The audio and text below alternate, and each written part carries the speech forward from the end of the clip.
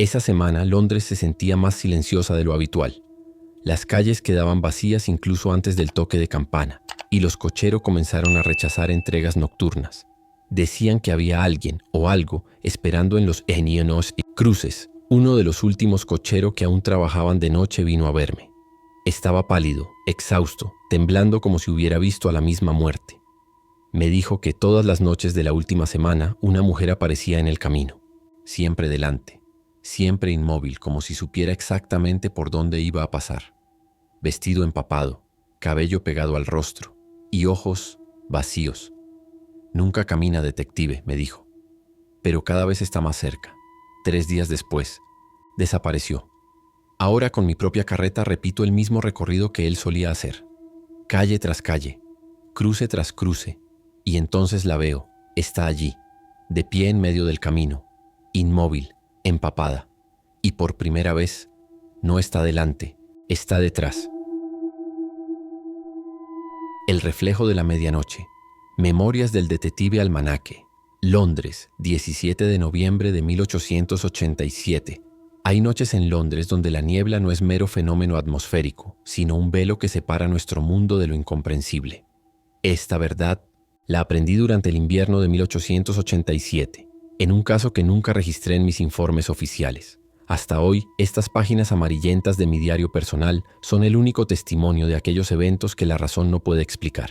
Todo comenzó con un susurro, la clase de rumor que se desliza entre callejones y tabernas, demasiado absurdo para la prensa pero demasiado persistente para ser ignorado.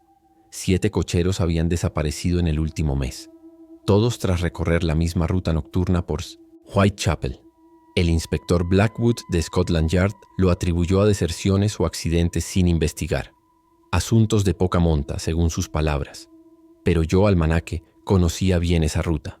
Atravesaba el antiguo cementerio de St. Mary, clausurado desde la epidemia de cólera de 1832. Los lugareños lo llamaban el cruce de los suspiros, pues decían que en las noches sin luna podía escucharse el lamento de quienes fueron enterrados, vivos durante aquella calamidad. Fue la visita de James Harrow lo que me sumergió definitivamente en este misterio. Llegó a mi despacho de Marylebone pasada la medianoche, empapado no solo por la lluvia, sino por un terror visceral que ninguna tormenta podría causar. «Soy el último, señor Almanaque», dijo con voz quebrada mientras se desplomaba en mi sillón, de cuero. «El último de los cocheros que aún acepta el recorrido de St. Mary. Mañana también desapareceré». Encendí mi pipa y observé sus manos temblorosas mientras servía brandy en 2 vasos. James tenía apenas 25 años, pero sus ojos mostraban el cansancio de quien ha contemplado horrores innombrables. «Cuénteme, señor Harrow, con precisión si es tan amable». Comenzó hace 3 semanas. Primero fueron los sonidos, el repiqueteo de campanas donde no hay iglesia. Después los caballos. Se detienen sin motivo en el cruce, relinchando como si vieran algo que yo no puedo ver. Entonces apareció ella. Sus dedos se crisparon sobre el vaso. Una mujer, siempre, al final de la calle Dorset, siempre inmóvil bajo el único farol que aún funciona. Vestido negro, empapado, cabello adherido al rostro como algas marinas. Y su rostro, señor, su rostro es solo un borrón, como si alguien hubiera pasado un trapo húmedo sobre un retrato recién pintado. ¿Se le ha acercado? Jamás. Pero cada noche está más cerca de mi ruta, aunque nunca la veo moverse. Es como si el espacio entre nosotros se contrajera. Anoche. Harrow bebió el brandy de un trago. Anoche pude escuchar su respiración junto a la ventanilla. Un sonido burbujeante, como de alguien que intenta respirar bajo el agua. Mis años investigando lo inexplicable me habían enseñado a distinguir entre la fantasía nacida del miedo y el terror nacido de lo real. James Harrow no mentía. ¿Todos los otros cocheros también la vieron? Sí, señor. Thomas fue el primero en desaparecer. La noche anterior me dijo que ella le había susurrado un nombre. A la mañana siguiente solo encontraron su carruaje vacío frente al estanque de Hyde Park, la puerta abierta, el asiento seco a pesar de la lluvia torrencial de aquella noche. Revisé mi reloj de bolsillo. Las 3:17 de la madrugada. Esta noche, usted no conducirá, señor Harrow. Yo tomaré su ruta. Sus ojos se ensancharon con espanto. No debe hacerlo, señor. No sabe lo que ella busca. Precisamente por eso debo ir. Antes del amanecer ya había preparado mi plan. Si existía algo, o alguien acechando en las rutas nocturnas de Whitechapel, yo lo encontraría. No sería la primera vez que enfrentaba lo imposible, ni sería la última vez que la lógica y la superstición bailarían juntas en la bruma londinense. Sin embargo, conforme revisaba los viejos mapas de la zona, descubrí algo inquietante. El antiguo cementerio de St. Mary había sido construido sobre los restos de algo más antiguo, un pozo ceremonial medieval usado durante la peste negra. Según las crónicas, allí se arrojaron no solo cadáveres, sino también a enfermos aún, vivos que mostraban los primeros síntomas. La verdadera investigación apenas comenzaba, y con ella mi descenso hacia un abismo del que quizás nunca debí retornar. La biblioteca de la Sociedad de Anticuarios me recibió con su habitual perfume de papel antiguo y secretos olvidados. Mi viejo amigo, el profesor Wilshire, arqueó las cejas al ver mi solicitud. Todos los registros sobre el pozo medieval bajo el cementerio de St. Mary. Es un tema peculiar incluso para ti, almanaque, dijo mientras desempolvaba un tomo encuadernado en piel. Este manuscrito perteneció a un monje benedictino que documentó los métodos preventivos durante la peste. Su lectura no es agradable. El manuscrito reveló horrores que la historia oficial había sepultado. Durante el apogeo de la peste negra, las autoridades londinenses designaron pozos de purificación donde los enfermos eran sumergidos en agua bendita mezclada con vinagre y hierbas. Estos rituales, nacidos de la desesperación y la ignorancia, solo aceleraban la muerte de los afligidos. El pozo de Whitechapel, según el documento, era especial. Allí se sumergían principalmente mujeres acusadas de brujería o de propagar la enfermedad. Una página del manuscrito captó mi atención. Una ilustración mostraba a una joven siendo sumergida mientras sostenía un espejo circular. La inscripción en latín decía: Reflectum aquam, reflectum mortem.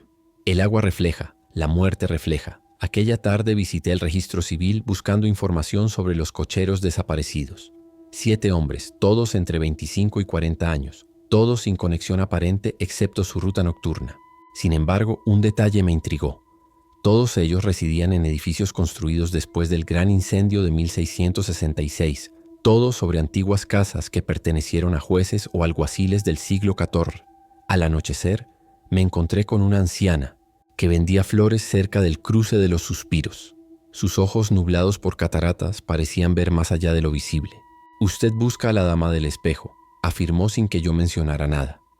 Ella busca justicia, no venganza. Hay una diferencia, aunque el resultado sea el mismo. ¿Quién es ella? La anciana sonrió, revelando encías casi desprovistas de dientes. Eleanor Blackwood, ahogada en 1348, no por la peste, sino por el miedo de los hombres. Era partera, curandera. Cuando comenzaron las muertes necesitaban culpables. 7 jueces firmaron su condena. Un escalofrío recorrió mi espina dorsal al recordar el número de desaparecidos. ¿Por qué ahora? Han pasado siglos. El tiempo no existe para los muertos, señor almanaque, especialmente para aquellos que murieron con un espejo en las manos. El agua y los espejos son puertas, ¿sabe?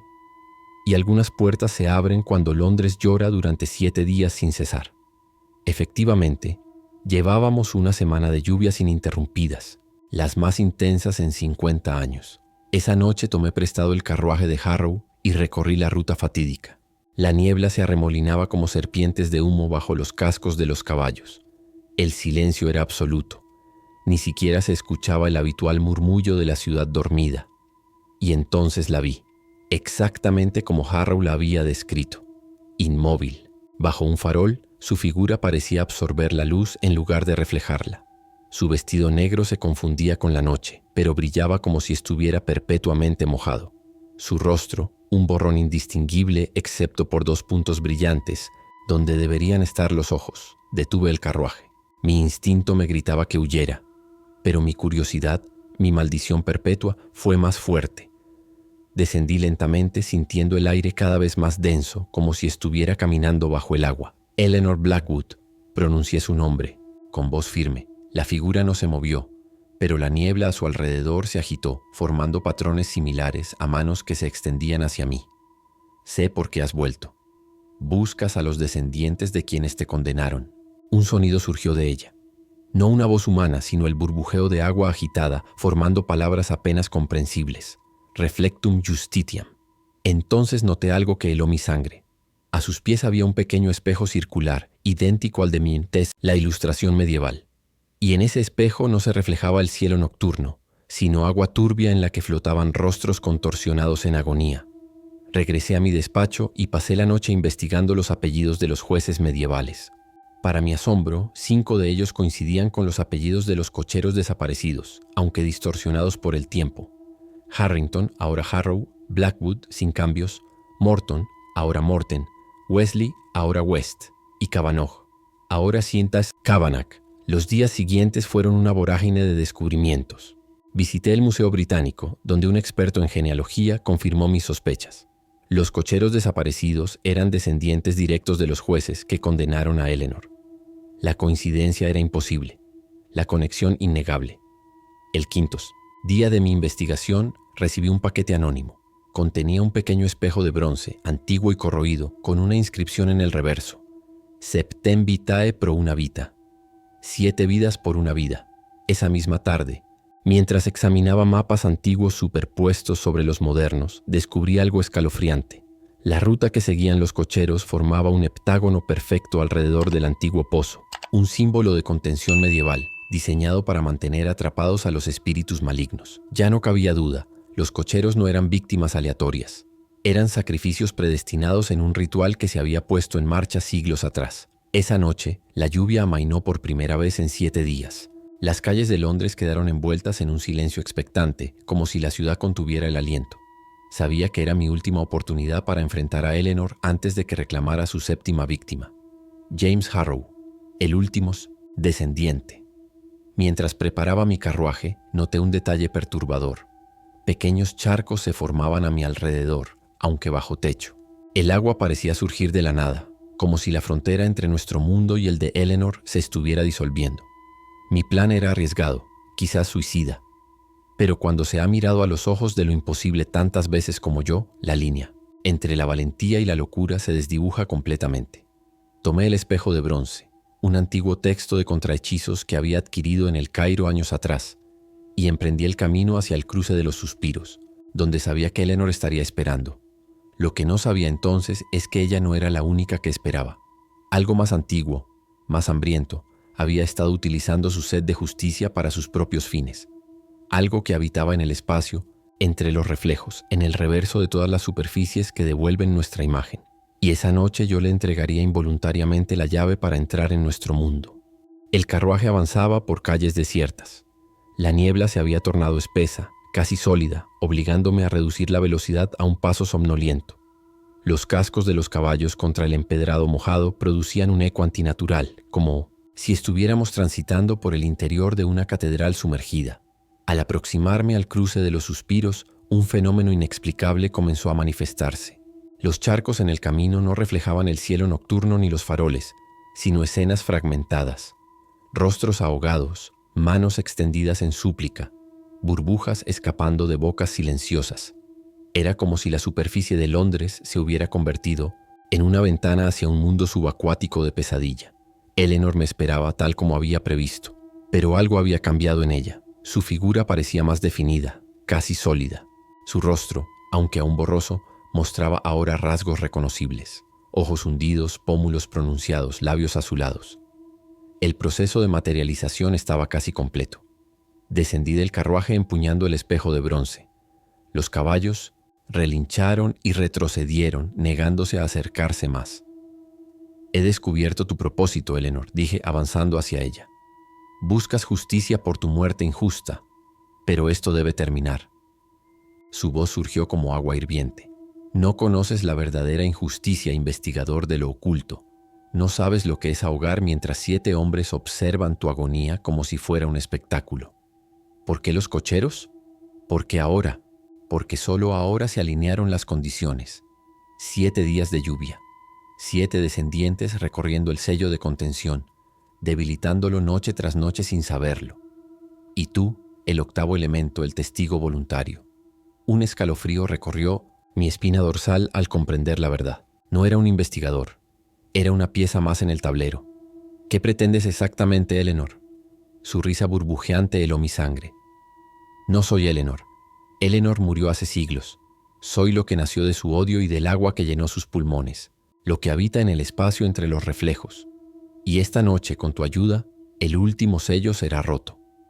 Entonces lo comprendí con horror. El pozo medieval no había sido construido para ahogar brujas. Había sido creado para contener algo más antiguo que había intentado emerger durante la peste negra. Los jueces no habían ejecutado a Eleanor por superstición, sino por necesidad. Ella había sido poseída por esta entidad y la habían sacrificado para sellarla nuevamente. Los 7 cocheros no eran víctimas aleatorias.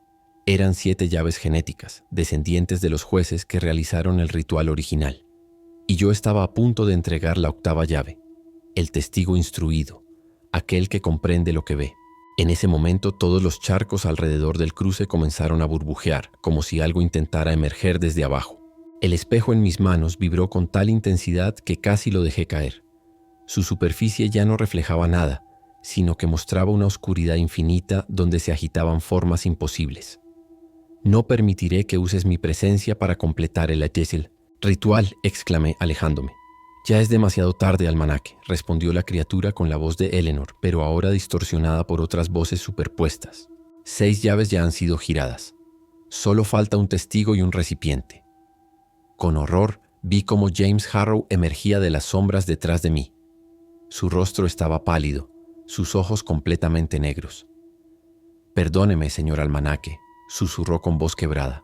«Ella me prometió que sería el último, que después de usted todo terminaría». Comprendí entonces la verdadera naturaleza del engaño. Harrow no era descendiente de los jueces, era el recipiente preparado para la entidad. Los 6 cocheros desaparecidos habían sido sacrificios, no para apaciguar a un fantasma vengativo, sino para debilitar el sello mágico que mantenía aprisionada a la criatura del pozo. En un instante de claridad desesperada, recordé las palabras del manuscrito medieval: reflectum aquam, reflectum mortem. El agua refleja, la muerte refleja. No era una maldición, era una instrucción. Levanté el espejo de bronce hacia la figura de Eleanor. Por un momento nada sucedió.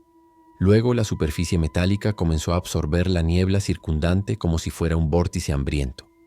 Eleanor, o lo que usurpaba su forma, chilló con un sonido que alternaba entre el grito humano y el burbujeo acuoso.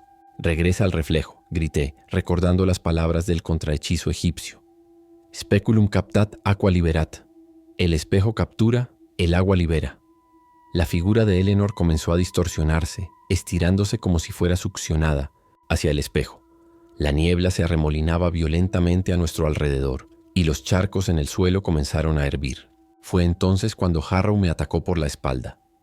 El espejo cayó de mis manos, rompiéndose en 7 fragmentos al golpear el empedrado. «No», exclamé al ver los pedazos esparcirse. Pero para mi asombro cada fragmento comenzó a brillar, con luz propia. La entidad chilló con furia mientras era arrastrada simultáneamente hacia los 7 fragmentos, su forma dividiéndose como agua vertida en distintos recipientes. En un último acto desesperado, la criatura abandonó la forma de Eleanor y reveló su verdadera naturaleza. Una masa ondulante de agua negra con rostros cambiantes que emergían y se sumergían en su superficie. Intentó alcanzar a Harrow, pero era demasiado tarde. Los fragmentos del espejo habían completado un nuevo sello, más poderoso que el anterior. Con un último alarido acuoso, la entidad fue absorbida completamente por los fragmentos que dejaron de brillar y se volvieron opacos como piedras ordinarias. Harrow se desplomó a mi lado, su cuerpo sacudido por convulsiones.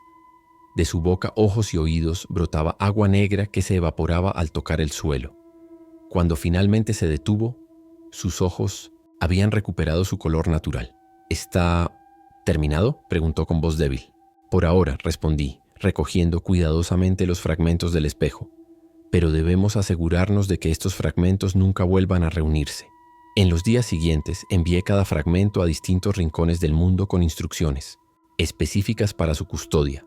Uno a un monasterio en el Tíbet, otro a una tribu del Amazonas, un tercero a las profundidades de una mina de sal en Polonia.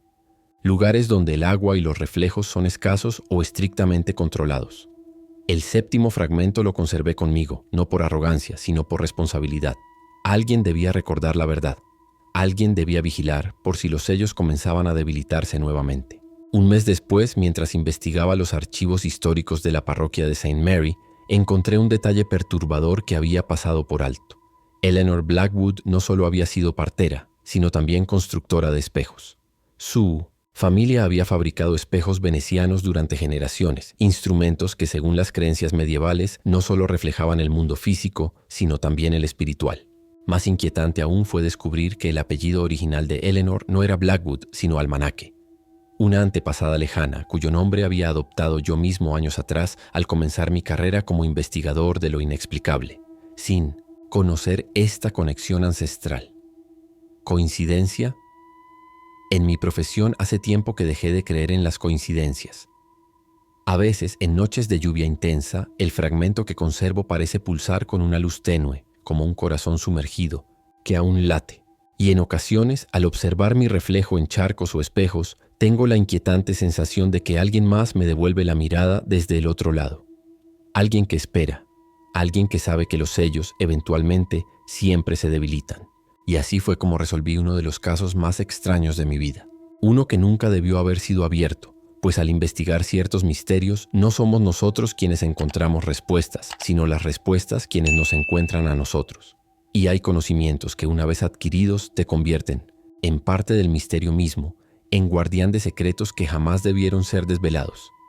Porque hay verdades, querido lector, que deben permanecer ahogadas en las profundidades del olvido, por el bien de todos nosotros.